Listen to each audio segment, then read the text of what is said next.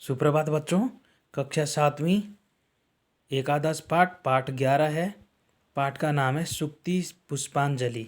सूक्तियों का संग्रह है इस पाठ के अंदर। बहुत अच्छी अच्छी सूक्तियाँ लिखी हुई हैं। सूक्ति का मतलब होता है उक्तियाँ अर्थात कहावतें। पुष्पांजलि यानी सूक्तियों का संग्रह है इस पाठ में। आज हम सूक्तियों के संग्रह के बारे में इस पाठ के माध्यम से पढ़ेंगे। बहुत अच्छी अच्छी सूक्तियाँ हैं इसमें। मैं आपको सूक्ति का संस्कृत और इसका हिंदी अर्थ बताऊंगा। करते हैं शुरू। आज का पहली सूक्ति है विद्या रूपम कुरूपाणम। विद्या रूपम कुरूपाणम अर्थात कुरूपों के लिए रूप क्या है? विद्या है। अर्थात कहने का मतलब ये कि मनुष्य अगर सकल सूरत से सुंदर नहीं है तो भी अगर वो व्यक्ति पढ़ा लिखा है, ज्ञान है, अपनी बुद्धि के कारण वो सुंदर बन सकता है। अर्थात जो व्यक्ति सुंदर नहीं है उनके लिए जो है विद्या रूप का काम करती है। अर्थात रूप विद्वान व्यक्ति सुंदर दिखता है। ये था पहला। दूसरी सूक्ति है विद्या सन्मित्रम अस्ति। विद्या जो है अच्छी मित्र है। अर्थात कई बार हमारे जीवन में हमारे दोस्त हमारा साथ छोड़ देते हैं, लेकिन विद्या हमारा साथ कभी नहीं छोड़ती है। हमें सुख और दुख में हमेशा हमारी विद्या जो है काम आती है। हमारी जो पढ़ाई है वो काम आती है। इसलिए कहा जाता है विद्या सन्मित्रम अस्ति। विद्या जो है सच्ची और अच्छी मित्र है। ठीक है। दूसरी जो सूक्ति है इसमें विद्या या बुद्धिरुत्तमा। विद्या से बुद्धि उत्तम है। अर्थात विद्या से बुद्धि उत्तम है। अब यहाँ आता है कि विद्या और बुद्धि में क्या फ़र्क है। विद्या अर्थात हम पढ़ाई करते हैं। बुद्धि अर्थात हम कितना समझ पाते हैं, वो हमारी बुद्धि पर निर्भर करता है। विद्या और बुद्धि में यही फ़र्क है। और विद्या से बुद्धि उत्तम क्यों है? क्योंकि ज्ञान, हम पढ़ाई तो बहुत कुछ करते हैं, लेकिन हम कितना समझ पा रहे हैं वो हमारी बुद्धि पर निर्भर करता है। अर्थात अगर किसी व्यक्ति की बुद्धि काम नहीं कर रही है, उसकी बुद्धि जो है सही नहीं है, तो कितना भी पढ़ ले वो समझ नहीं पाता। तो विद्या से बुद्धि क्या है? उत्तम है। इसलिए कहा जाता है विद्या से बुद्धि उत्तम है। जो तीसरी सूक्ति है इसमें नास्ति विद्या समम चक्षु। विद्या के समान कोई आँख नहीं है। विद्या क्या करती है? विद्या जो है हमारे चक्षु का काम करती है, आँख का काम करती है। अर्थात सही और गलत की पहचान हमें कौन कराती है? विद्या कराती है। तो हमारे लिए विद्या क्या है? हमारे आँखों के समान है। जैसे हम अपनी आँखों से देखते हैं तो हम अपनी विद्या रूपी आँखों से ही सही और गलत की पहचान कर पाते हैं। इसलिए ज्ञान यानी विद्या को चक्षु यानी आँख कहा गया है। तो हम अपनी जो है ज्ञान रूपी आँखों से ही सही और गलत की पहचान कर पाते हैं। इसलिए कहा जाता है संस्कृत में नास्ति विद्या समम चक्षु। विद्या के समान कोई आँख नहीं है। उसके बाद पांचवी सूक्ति आती है इसमें ऋते ज्ञानात न मुक्ति। ज्ञान के बिना मुक्ति नहीं। अर्थात ज्ञान के बिना हमारी मुक्ति भी नहीं हो सकती। तो हमें क्या करना चाहिए? ज्ञान अवश्य प्राप्त करना चाहिए। ये कहावत है, ज्ञान के बिना मुक्ति नहीं होती, इसलिए ज्ञान प्राप्त करना चाहिए। इसका मतलब ये नहीं है कि जो पढ़े लिखे व्यक्ति नहीं हैं उनको मुक्ति नहीं मिलती। इसका कहने का अर्थ है कि ज्ञान का मतलब सही और गलत की पहचान होनी चाहिए। ठीक है। उसके बाद छठी सूक्ति है, यहाँ पर 6 नंबर है ज्ञानस्य अंतो न विद्यते। ज्ञान का कभी अंत नहीं होता। देखिए बच्चे, हम जैसे अपने बचपन से लेकर जब तक हम वृद्ध होते हैं, जब तक हमारी मृत्यु नहीं हो जाती है, तब तक हम अपने जीवन में कुछ ना कुछ सीखते ही रहते हैं। अर्थात ज़रूरी नहीं है कि हम पढ़ाई ही कर रहे हों।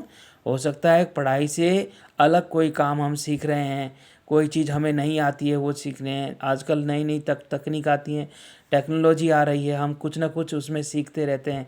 ज़रूरी नहीं है कि हम उसको जीवन में उपयोग करें या ना करें, लेकिन अपनी जानकारी के लिए हम कुछ न कुछ ज्ञान प्राप्त करते रहते हैं। तो इसलिए कहा जाता है ज्ञान का कभी अंत नहीं होता।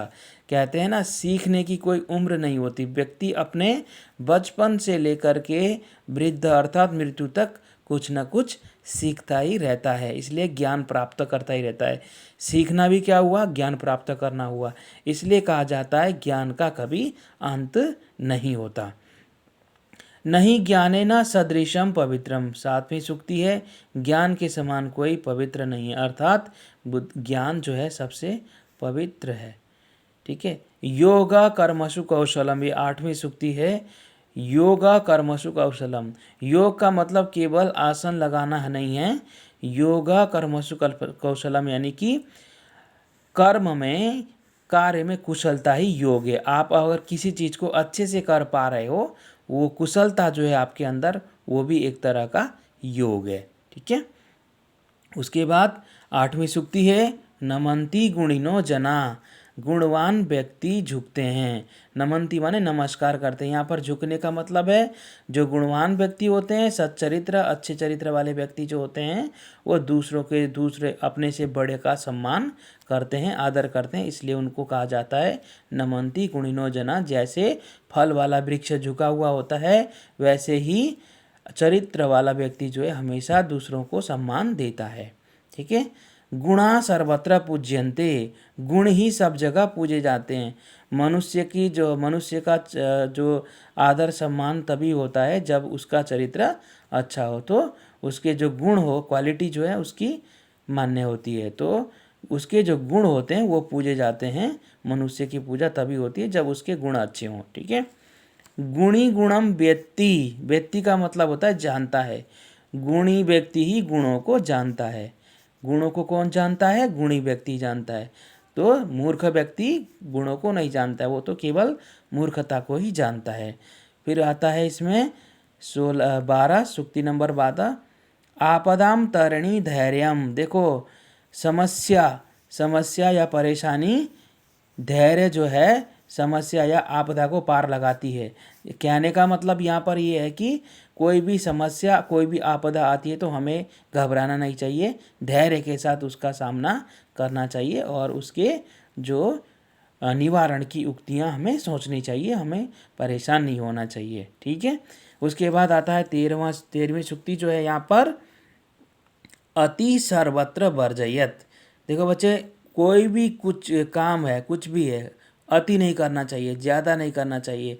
हर चीज़, अगर कोई भी चीज़ ज़्यादा हो जाएगी तो उसका नुकसान हो सकता है, अपितु ज़्यादा। अब आप पूछेंगे कि यहाँ पर पढ़ाई तो ज़्यादा कर सकते हैं हम। देखो पढ़ाई का मतलब ये होता है कि आपको अपने समय पर पढ़ना चाहिए, यानी कि आप कुसमय पर, कुबेला पर आप पढ़ाई करेंगे तो उसका भी नुकसान आपको शारीरिक रूप से हो सकता है। तो अति कुछ भी नहीं करना चाहिए, यानी कि सब कुछ नियंत्रित रहकर नियंत्रण में ही करना चाहिए। जितना आवश्यक हो उतना ही करना चाहिए, कोई भी चीज़ ज़्यादा नहीं करनी चाहिए।